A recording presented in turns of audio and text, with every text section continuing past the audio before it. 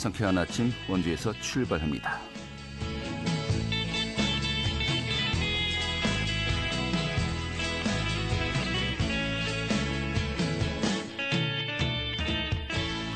안녕하십니까. 11월 18일 금요일 아침 인사드리겠습니다. 상쾌한 아침 원주에서 출발합니다. 진행의 한태호입니다. 오늘 아침은 다소 쌀쌀했습니다만 한낮은 온화해서 활동하기가 좋을 것 같습니다. 오늘 낮 동안은 16도까지 올라가면서 온화하기는데요.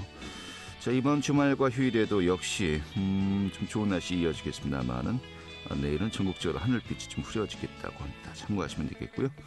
오늘 준비한 소식 살펴보도록 하죠. 이 취재 기자 연결해서요, 이 도내 정치 이슈 짚어보도록 하겠습니다. 또 원주 기도병원이 건강보험 빅데이터 기반 진료 지원 사업을 시작한다고 합니다. 지금 어떤 사업 내용인지 살펴보도록 하겠고요. 또 횡성쌀이죠. 어사진미가 미국의 수출길에 올랐습니다. 그 실적 또 함께 이야기 들어보도록 하죠. 11월 18일 금요일 상쾌한 아침 원주에서 출발하겠습니다.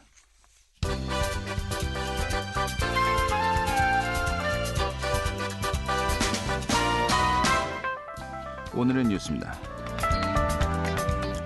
2023학년도 대학 수학능력시험이 어제 강원 지역의 49개 시험장에서 일제히 치러졌습니다. 올해는 도내에서 1,673명이 수능에 응시했고, 코로나19에 확진되어서 별도 시험실에서 수능을 본 수험생들은 56명이었습니다. 또 증상이 있어 분리시험실에서 시험을 본 학생들은 23명으로 집계되었습니다. 5세 케이블카 사업의 가속도가 붙고 있습니다. 국무총리실이 최근에 사업 현장 등에 대한 점검을 실시한 데 이어서 강원도와 양양군은 이르면 다음 주 늦어도 이달 마지막 주엔 원주지방환경청에 환경영향평가 보완서를 접수하기로 했다고 밝혔습니다. 강원도와 양양군은 환경영향평가 보완서 제출을 앞두고 어제 최종 점검회의를 가졌습니다. 오늘의 뉴스였습니다.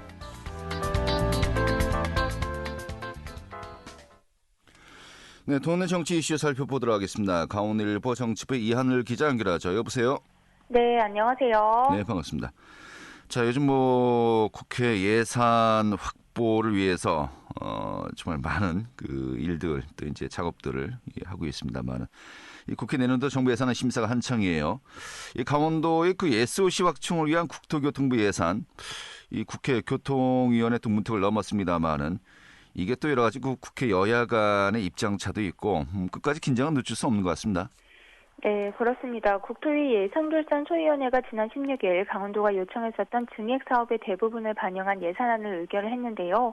소위 의결안에 따르면 춘천 속초 동서 고속철도에 400억 원이 증액이 됐고, 강릉 고성 제진철도에 560억 원, 포천 철원 고속도로와 속초 고성 고속도로의 사전 타당성 조사 용역비에 2억 5천만 원씩, 그리고 춘천 서면대교 건설에 50억 원이 신규 반영됐고, 또 국지도 86호선인 동막에서 계약까지 도로 5억 원, 양양국제공항 인바운드 시범공항 조성에 100억 원 등이 포함이 됐습니다.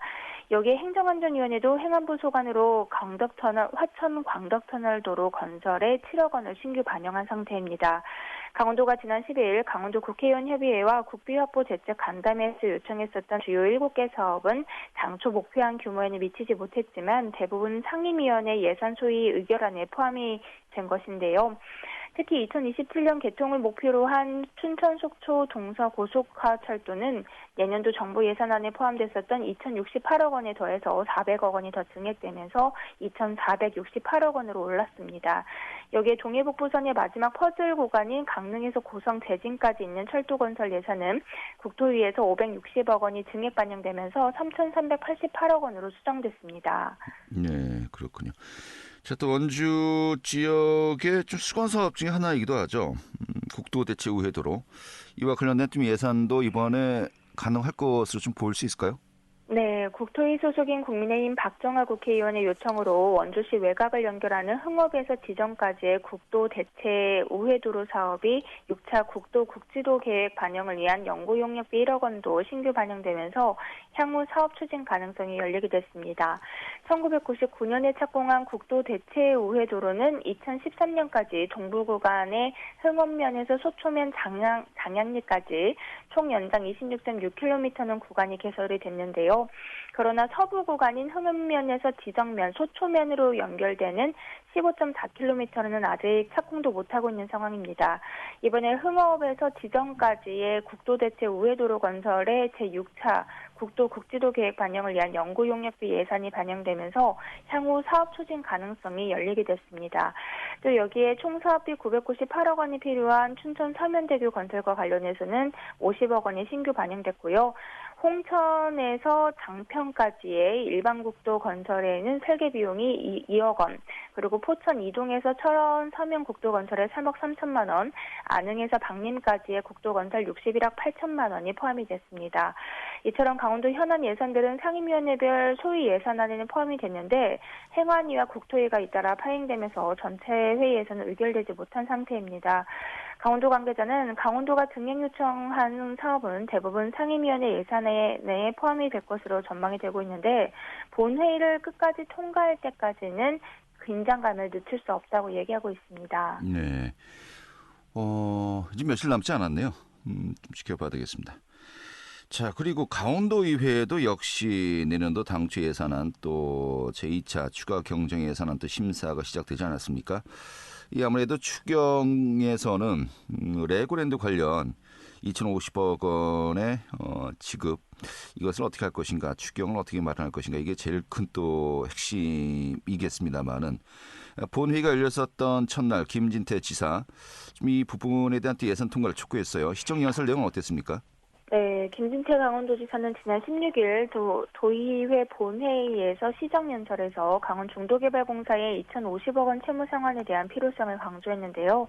김 지사는 이번 추경안에 레고랜드 조성 사업으로 비롯했었던 2,050억 원의 보증채무 상환 예산이 있는데 도의원들께서 보증채무의 정당성에 대해 우려하는 것은 잘 알고 있으나 이 보증채무를 상환하지 않으면 안 된다는 결론에 이르렀다고 말을 뗐습니다.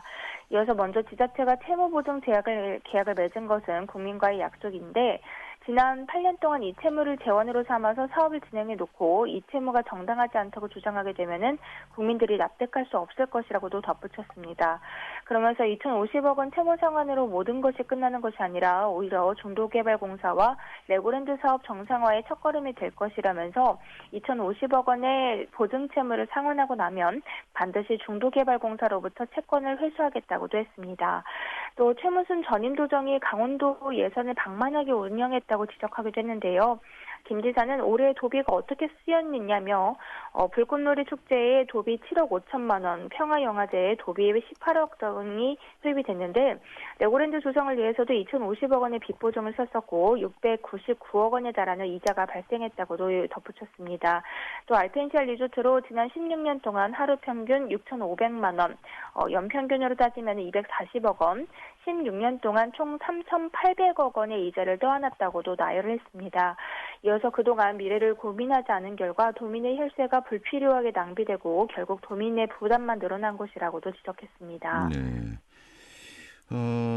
이 회생 신청을 하겠다라고 하면서 이 자금 시장에 엄청난 또 후폭풍이 있지 않았습니까?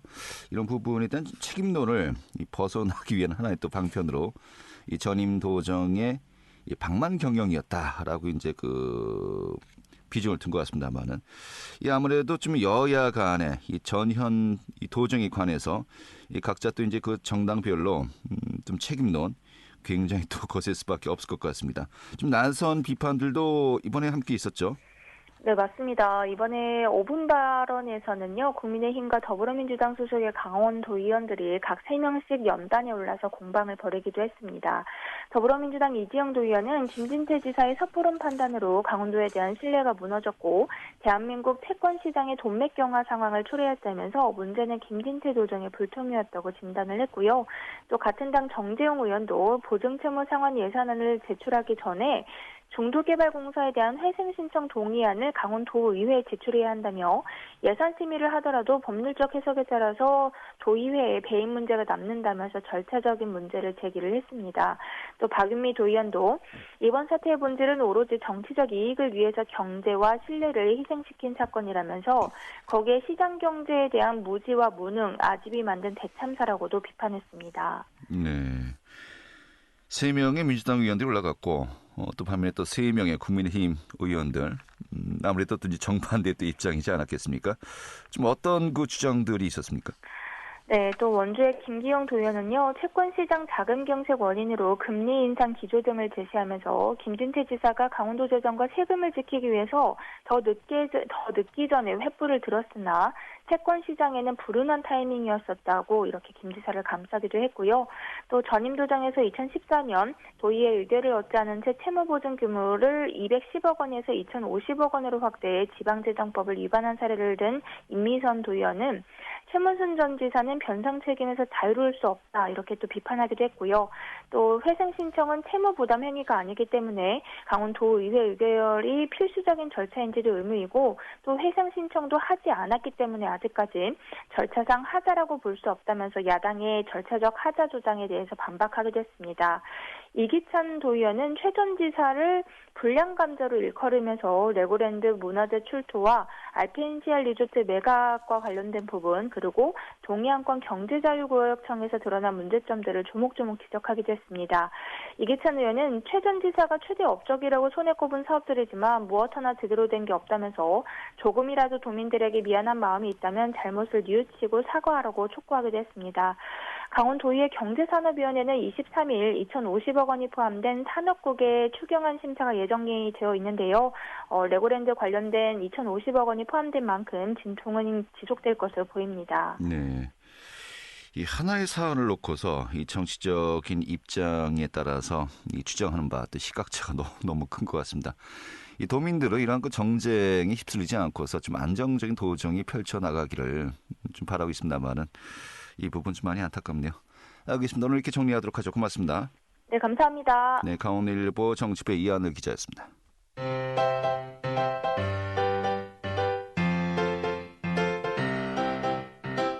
KBS 원주방송국이 유튜브 다시 듣기 서비스를 실시합니다.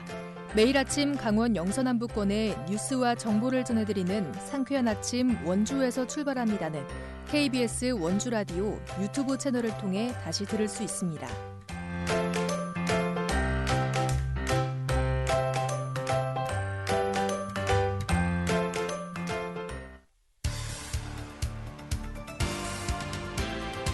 알찬 정보, 생생한 현장의 소식을 전해드립니다.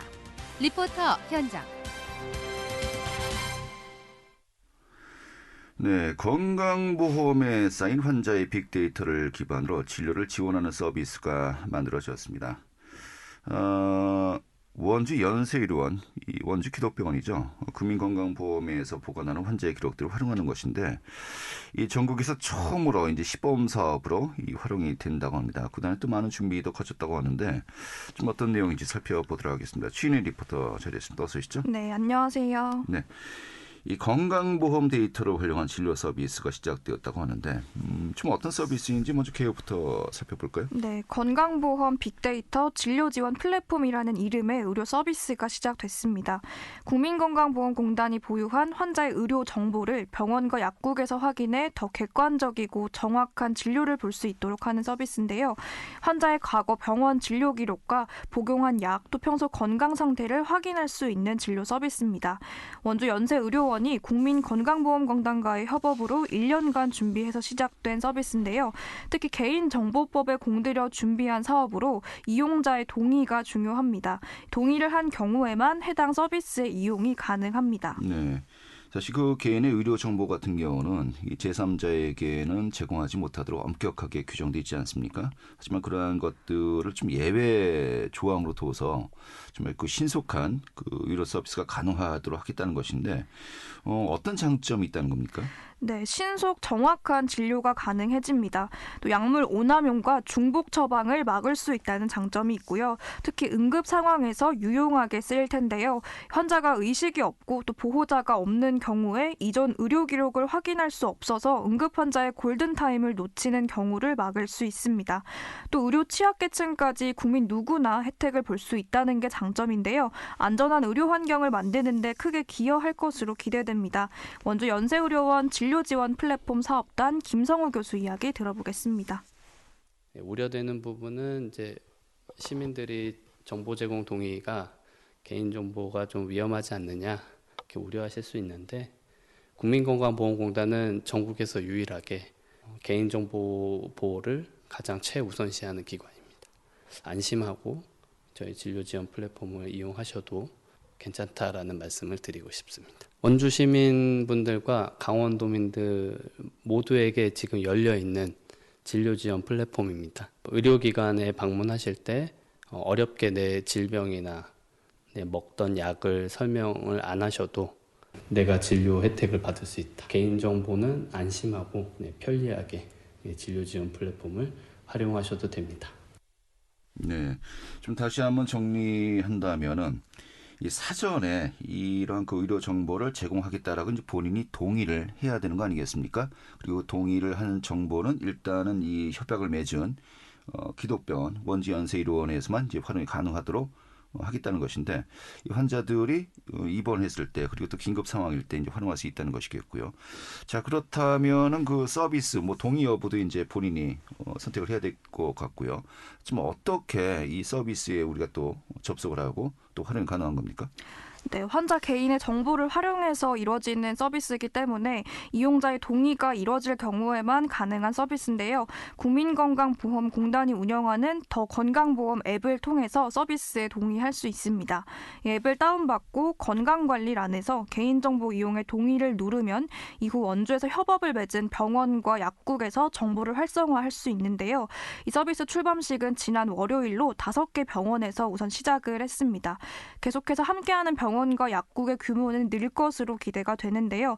벌써 원주 시민과 강원도민 1,270명이 플랫폼 개인정보 활용에 동의를 했습니다. 네, 이 구체적으로 어떤 정보들이 이제 활용이 되는 거죠? 네, 과거력과 처방과 복약 내역, 건강검진 내역, 라이프로그 이렇게 4가지 정보로 나눠볼 수 있는데요. 여기서 라이프로그 데이터는 평소 생활하면서 쌓이는 건강 기록을 말합니다. 혈압과 혈당, 운동 같은 정보 기록들이 어플에 쌓여서 이 라이프로그 데이터 관리가 가능해지는데요. 진료를 볼 때 의사가 환자의 평소 상태와 컨디션을 객관적인 수치로 확인할 수 있는 겁니다. 여기에 맞춤형 치료가 가능해져서 의료 서비스의 질을 향상시킬 것으로 기대가 되는데요. 이번 진료 서비스를 홍보하기 위해 마련된 체험 실험실에서 방문한 시민에게 의견 들어보았습니다. 우선 병원을 가거나 이제 약국을 가게 되면 대기 시간이 너무 길잖아요. 사실 저는 기다리는 걸 잘 못해서 아픈데 오래 기다리면 더 그게 힘들더라고요. 이제 우선 대기 시간이 좀 주는 걸로 저는 괜찮게 생각을 이제 하고 있고, 그거 말고도 굳이 말로 하지 않아도 직접 그 의사분들께서 볼 수 있다니까 거기에 대해서도 진료 시간도 좀 줄지 않을까. 그 전체적으로 좀 시간이 줄면 저도 좀 병원 다니기 수월하지 않을까 생각하고 있습니다. 네, 자, 지금은 일단은 시범 사업 기간이에요. 또 원주 지역에서만 일단 처음 시작을 하는 것인데, 앞으로 전국으로 뭐 확대할 이런 또 계획도 갖고 있는 거 아니겠습니까? 운영 계획은 어떻게 지금 현재 설정돼 있습니까? 네, 현재는 원주의 5개 병원에서 시범 실시 중인데요. 계속해서 범위를 넓혀서 내년부터는 춘천과 강릉을 비롯한 다른 지역으로 이 사업 대상 지역을 강원도 전역으로 확대하고 참여 의료기관을 800곳으로 늘릴 예정입니다. 쉽고 편리하게 더 정확하고 안전한 진료 환경을 만들 수 있을 것 같은데요. 이용자의 동의를 통해서만 사업 확장이 가능한 만큼 많은 분들이 관심 갖고 서비스 이용해보시면 좋을 것 같습니다. 네, 원주역 신도시에 국민건강보험공단이 있고 또 건강보험심사평가원 등 의료 서비스와 관련된 공공기관들이 자리하고 있지 않습니까? 어떻게 보면 바로 그런 장점들을 활용한 그런 사업들이 이제 또 첫발을 내딛고 있다, 이렇게 또 이해하면 될 것 같습니다. 네, 오늘 잘 들었습니다. 네, 감사합니다. 네, 추인의 리포터였습니다.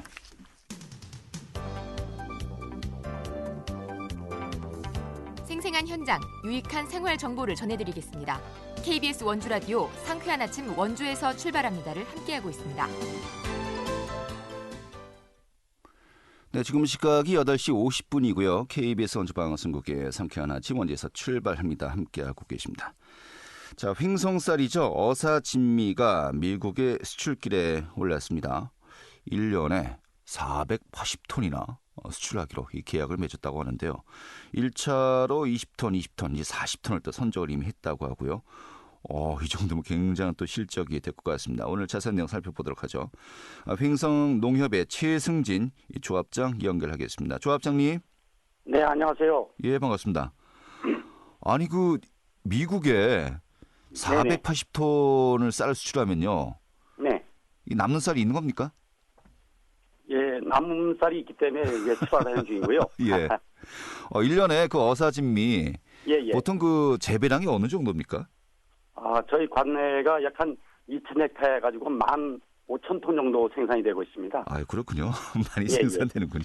알겠습니다.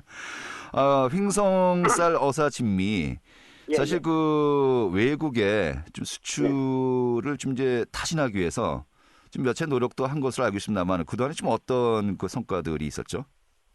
처음 시작한 거는 이제 2016년부터 시작이 됐습니다. 예. 2000개에서 이제 카나다, 그다음에 홍콩에 이제 수출이 됐었고요. 이번에 이제 대량으로 이제 미국에 수출하게 됐습니다. 예. 올해 작황은 어떻습니까? 올해 작황은 이제 그 잦은 비로 인해 가지고 작년보다는 약 한 18% 정도의 감산이 됐습니다. 네, 그렇군요. 하지만 그래도 15,000톤 정도면은 뭐 상당한 양인데 이 중에 이제 480톤을 수출하기로 한 거예요. 이게 뭐 특정 업체하고 계약을 맺은 겁니까? 뭐 어떤 식으로 이제 계약이 이루어진 거죠? 예, 이게 이제 우리 미국의 한인회가 있습니다. 네네. 그 한인회에서 연결이 되면서 수출업자하고 연결이 돼 가지고 이게 강원 수출 협의하고 같이 연결이 되어 있습니다, 이게. 예. 그렇군요. 그럼 네네. 뭐 1년 단위로 뭐 한 네네. 달에 한 40톤씩 꾸준히 이제 계속해서 수출이 이루어지는 겁니까? 예, 맞습니다. 그래서 1차 이제 해가지고 16일 날 선적이 됐고요. 예. 그다음에 이제 또 28일 날 또 선적이 되게 돼 있습니다. 그래서 월 2번씩 선적이 돼서 예. 약 한 40톤씩 되게 되면 한 480톤 1년치가 이제 계약이 되어 있습니다. 그렇군요. 예, 자, 그런데 이런 예. 그 수출을 했다라고 하는 것은 사실 이제 네. 국내에도 쌀 품종들이 굉장히 많이 있지 않습니까? 재배시도 많이 있고요. 예, 맞습니다. 예. 이런 계약까지 이루어지게 된다라고 한다면은 그만큼 어떤 그 어사진미의 품질, 미질이죠. 인정받았다는 것인데 좀 예, 어떤 부분에 있어서 장점이 있다. 이런 또 선택을 받았다고 우리가 보면 될까요? 예, 이 어사진미는 이제 저희가 삼강병만 이제 단일 품종으로다가 수매를 해가지고 네. 도정에 이루어지고 있으면서 이게 아마 그 농가들한테도 그 단위당 생산량이 타 품종보다 한 11% 이제 이상 증가가 되고 있고 또 네. 반밭도 우수하기 때문에 아마 그 품평회에서 저희가 전국에 등위를 1등, 3등, 2등 이렇게 3번을 연이어서 받았습니다. 예. 품질이 인증받은 겁니다. 이 품종은. 알겠습니다. 예. 그러면은 예. 이게 앞으로 수출량이 더 네. 확대될 가능성도 있겠네요. 예. 1차가 되는데 이제 서부 지역에 이제 480톤이 이제 계약이 됐고요. 네. 동부 지역에 아직도 한 300에서 400톤 정도가 좀 예상이 되고 있습니다. 예. 예. 그러면은 그 1년 재배 물량이 15,000톤 정도라고 했습니다만은 네네. 이게 좀 여러 가지 요즘 뭐 쌀 재고량이 많이 늘고 또 수매라든지 이런 부분에 좀 어려움을 겪고 있는데 네. 이 정도는 좀 많이 도움이 된다라고 볼 수 있을까요? 이게 이제 저희가 수확량은 이제 산물배로 쳤을 때 15,000톤이고 네네. 이게 도정이 되면 약 한 70% 정도가 도정이 됩니다. 예. 그럼 실질상은 이제 한 12,000톤 되기 때문에 네. 이 중에서 거의 10%를 수출한다고 보면 양이 엄청 크다고 보고 비중도 크다고 보죠. 아하, 그렇군요. 예. 여기 예. 또 앞으로 수출까지 더 확대된다면은 예, 더할 나위 예. 없겠고요. 예. 예. 그러면 그 내수도 참 중요하지 않겠습니까? 예. 일반 그 소매 시장에서 우리 그 어사진미의 인기도 어떻습니까? 예, 지금 이 원주권에서 이제 추청이라 해가지고 토토미가 있고 되는 상태. 저희 이제 삼강병만 취급을 했는데 저희가 지금 하나로 마트를 통해서 공급이 되고 그다음에 국군복지단, 그다음에 쿠팡, NS 홈쇼핑에 이제 저희가 판매를 하고 있기 때문에 네. 아마 판로는 다양하다고 말씀드릴 수 있습니다. 예.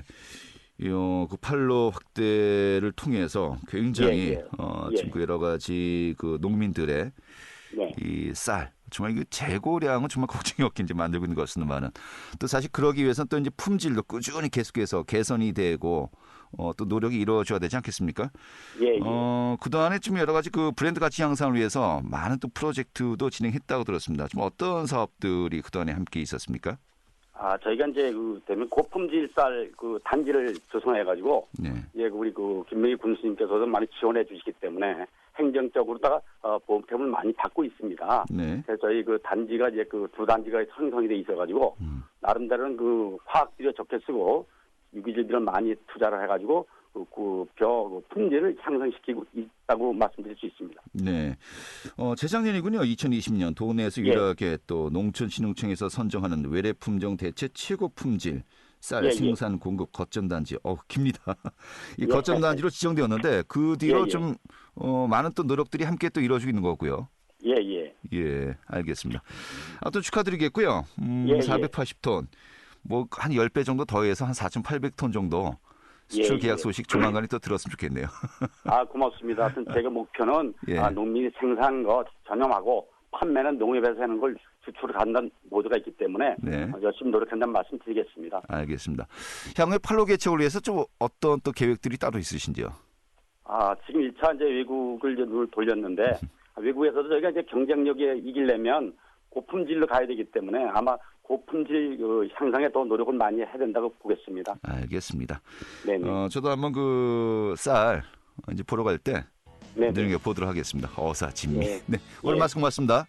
고맙습니다. 횡성농협의 최승진 조합장이었고요. 11월 18일 금요일에 함께했던 상쾌한 아침 원주에서 출발합니다. 오늘 소식은 여기까지입니다. 자, 행복한 주말과 휴일 보내시고요. 다음 주 월요일 아침에 다시 뵙도록 하죠. 고맙습니다.